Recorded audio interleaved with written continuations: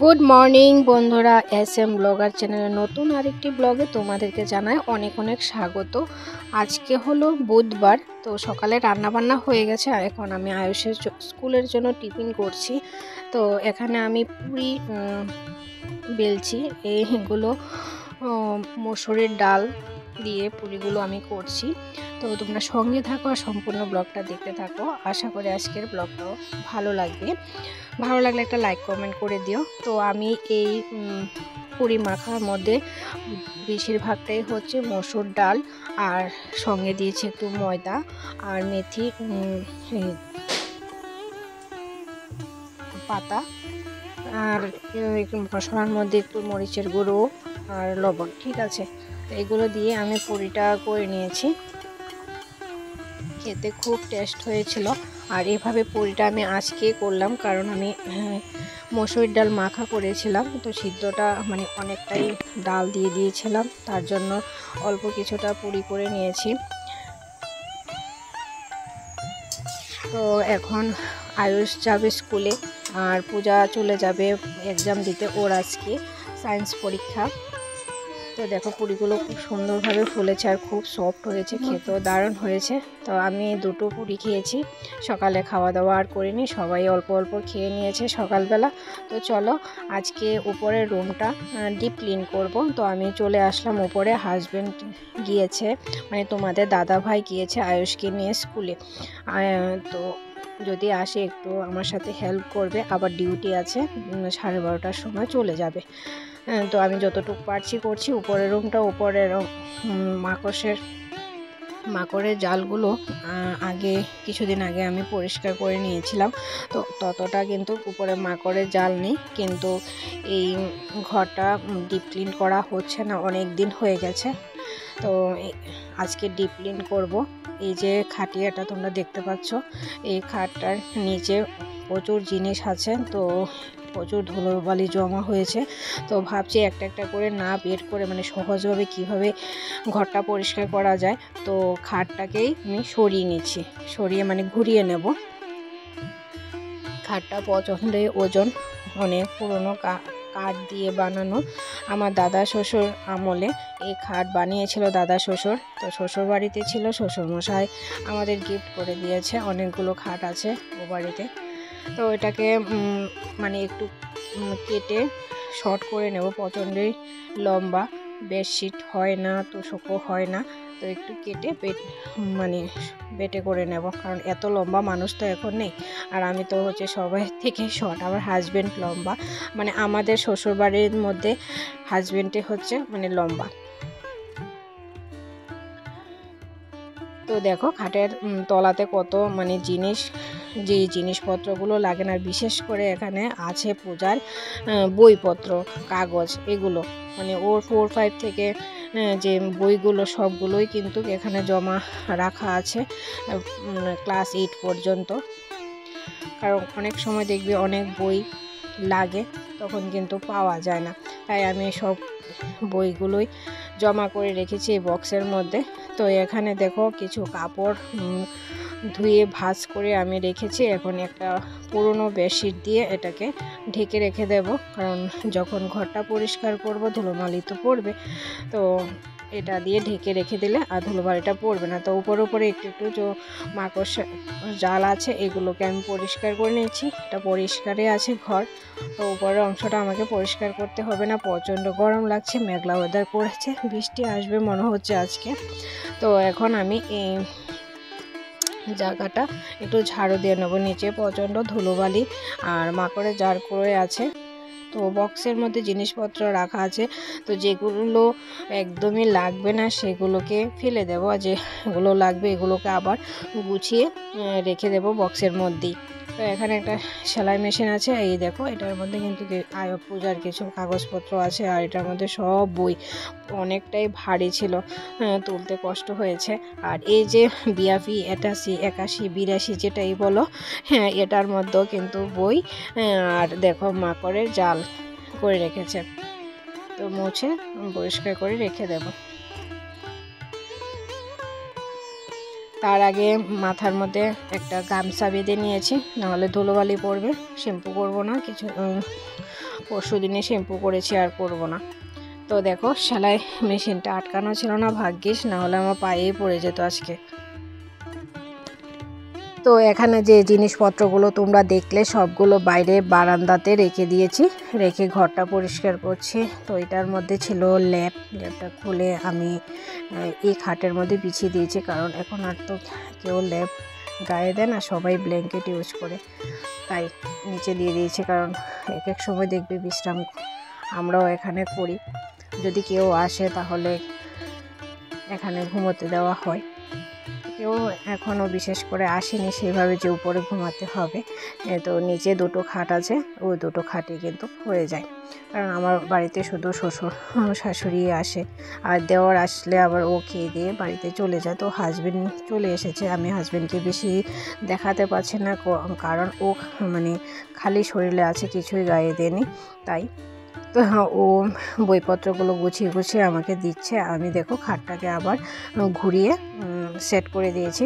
খাটটা আগে ওইদিকে ছিল চাপানো, এখন ওইদিকে চাপিয়ে দিয়েছি, চাপিয়ে জিনিসপত্রগুলো ঢুকিয়ে রাখছি।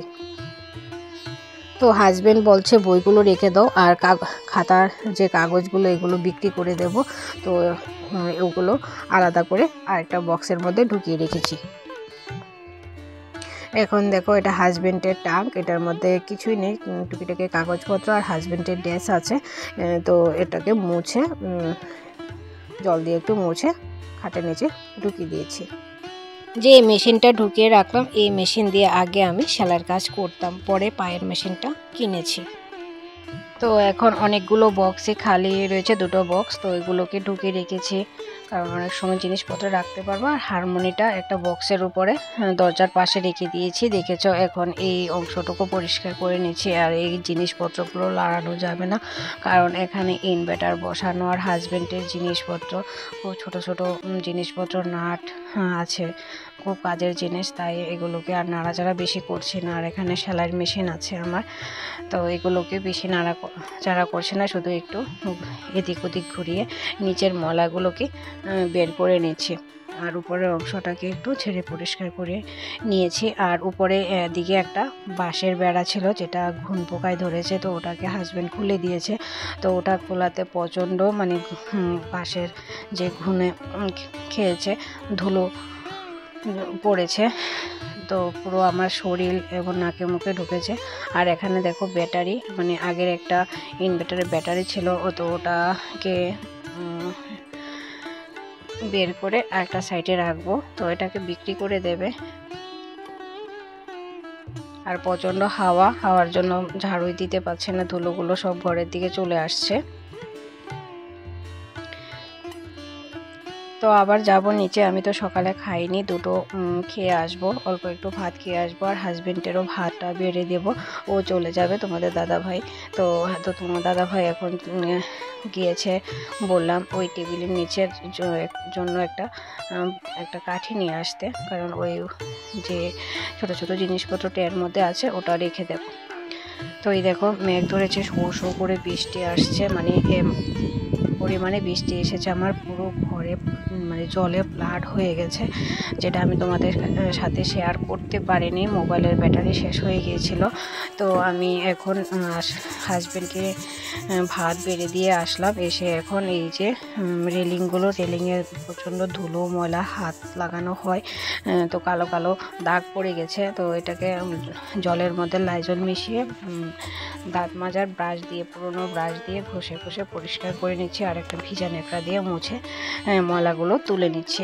খুব সুন্দর পরিষ্কার হয়ে যাচ্ছে, দূরের থেকে তো বোঝা যাচ্ছে না যে একটা ময়লা না উঠেছে। মানে 2-3 বালতি আমার জল মানে চেঞ্জ করতে হয়েছে, চেঞ্জ করে করে পরিষ্কার করতে হয়েছে।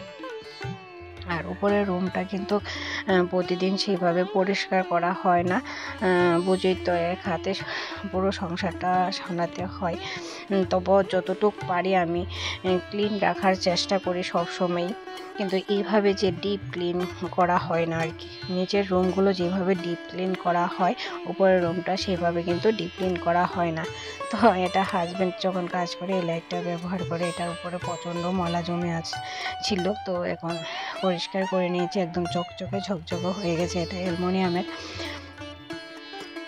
তো তো এখন সব জানলা দরজাগুলো মুছবো, মানে যত জিনিসপত্র আছে এখানে যতগুলো মোছা যায় মানে সবগুলো মুছে পরিষ্কার করে নেব। তো হাতও ব্যথা করছে কিছুদিন আগে, আমার নার্ভের প্রবলেম আছে যে কারণে ডান হাতের মানে জয়েন্টটাতে না একটু প্রবলেম হয়ে যায়, ফুলে যায় এই ঘষাঘষি মোছামুছি করতে করতে। কিন্তু চোখে তো আর সহ্য হয় না, পরিষ্কার করা সময় মনে করি সব কিছুই পরিষ্কার করে নিই। তো রেলিংগুলো পরিষ্কার করা হয়েছে ঘরের, এখন ঘরের জানলার গ্রিল এবং পার্টগুলো আমি আস্তে আস্তে মুছে নিচ্ছি। আর এই গ্রিলগুলো মুছতে প্রচণ্ড কষ্ট হয়, এগুলো আগের বানানো গ্রিল। আমি যদি বানাতাম তাহলে মানে ডিজাইন দিতাম তাহলে এরকম দিতাম না, কারণ এগুলো মুছতে প্রচণ্ড কষ্ট হয়, এর প্রচণ্ড ধুলো জমে।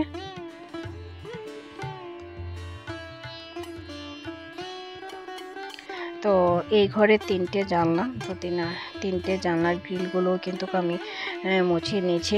এখন এই লাস্ট জানলাটা মুছলেই মানে জানলার গ্রিলগুলো আমার মোছা কমপ্লিট হয়ে যাবে। তো দরজাগুলো মোছা হয়ে গেছে, মানে এই ঘরে যে জিনিসপত্রগুলো আছে সবগুলো আমার মোছা কমপ্লিট হয়ে গেছে। এখন ঘরটা মুছবো, বৃষ্টি এখনও পড়ছে অনবরত, মানে একটা ঘূর্ণিঝড়ের মতো এসেছে। তো এখন বাইরের যে রেলিংগুলো এগুলো পরিষ্কার করে নিচ্ছি, প্রচণ্ড শ্যাওলা জমে আছে এই দেখো, আর খুব সুন্দর কিন্তু উঠে যাচ্ছে, পরিষ্কার হয়ে গেছে। কিন্তু এই কাজগুলো করতে মানে একটু পরিশ্রম হয়, কিন্তু যখন এই পরিষ্কার অংশটুকু দেখি মানে মনটা তখন ফ্রেশ হয়ে যায়, মানে পরিশ্রমটা ভুলে যাই যে আমার পরিশ্রম হয়েছে কাজটা করতে, মানে এত সুন্দর লাগে দেখতে পরে। তো এই অংশটুকু আর উঠছে না, যতই ঘষাঘষি করছি। আর এখানে ফুল গাছটা, আর একটা ফুল গাছ আছে জবা গাছ, ওটা ঢালটা এই দড়ি দিয়ে বেঁধে রেখেছে।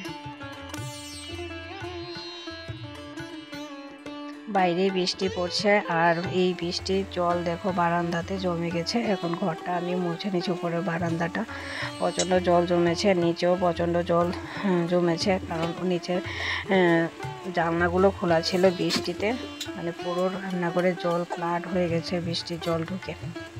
তো নিচের রুমগুলো মুছিনি, এমনিতে গোছানো আছে ঘর দরগুলো, শুধু ঘরটা মুছবো।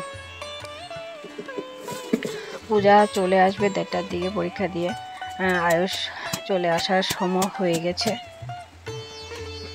1:30টা না, তা ও আস্তে আস্তে আজকে একটু দেরি হয়েছিল, 2টো 2:30টা বেজে গেছে। তো আয়ুষ দেখো স্কুল থেকে চলে এসেছে, হাজব্যান্ড দিয়ে গেছে, দিয়ে আবার অফিসে চলে গেছে।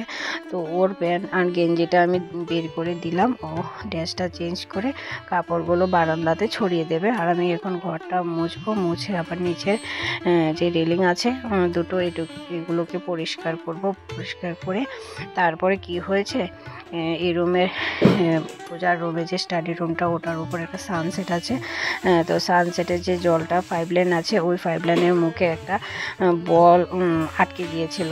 তো আমি আবার ওটাকে আনতে গিয়েছি, বলটা তুলে দিয়েছি, তুলে জলটা পাস করে দিলাম। আর বারান্দাতে না পুরো মানে জল জমে গেছে।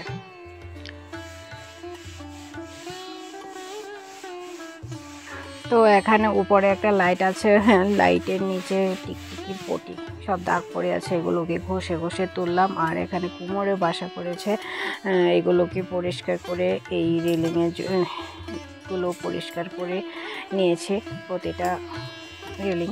তো আমার ঘর একদম নিট অ্যান্ড ক্লিন পরিষ্কার হয়ে গেছে। তো যত জায়গার মধ্যে কালো কালো ছাপ ছিল সবগুলো আমি পরিষ্কার করে নিয়েছি। এখন এই ভেন্টিলেটারটা পরিষ্কার করছি, দেখো কি ময়লা জমেছে। আর এখানে কালো কালো কুমোরে বাসা করেছে, যে মাটি পড়েছে, জল দিয়ে ভিজিয়ে তারপরে ঘষে ঘষে আমি পরিষ্কার করে নিয়েছি।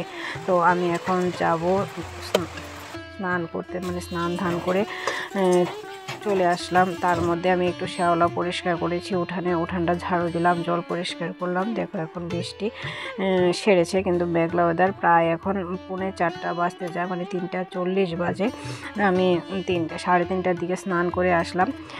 প্রচণ্ড ঠান্ডা লেগে গেছে, বৃষ্টিতে ভিজে কাজ করেছি, তো তাই এখন আর ভাত খেতে ইচ্ছে করছে না, তাই একটু চা করে নিচ্ছি, চাটাই খাবো। আর পূজা ভাত খেয়ে নিয়েছে, আয়ুষ তো টিফিন নিয়ে গেছিলো, তো ও টিফিন খেয়ে এসেছে। ও বলছে মা আমি আজকে ভাত খাবো না, তো আমি আর ভাত খাইনি। এখানে একটু আদা দিলাম আর চার মধ্যে একটু টা করে দিয়েছি, একটু কফি দেব, দিয়ে খাবো, মানে চা আর কফি মিক্সড করে চা বানিয়ে 1 কাপ ঘন করে, মানে একদম দুধের মধ্যে চাটা করছি আমি, এক ফোঁটা জলও আমি মেশাইনি। কারেন্টের ওভেন তো, তাই একটু নাড়াচাড়া করে নিচে, না হলে উতলে পড়ে যাবে। তো দেখো একটু কফি মিক্সড করে দিয়েছি, চাটা না দারুণ হয়েছিল।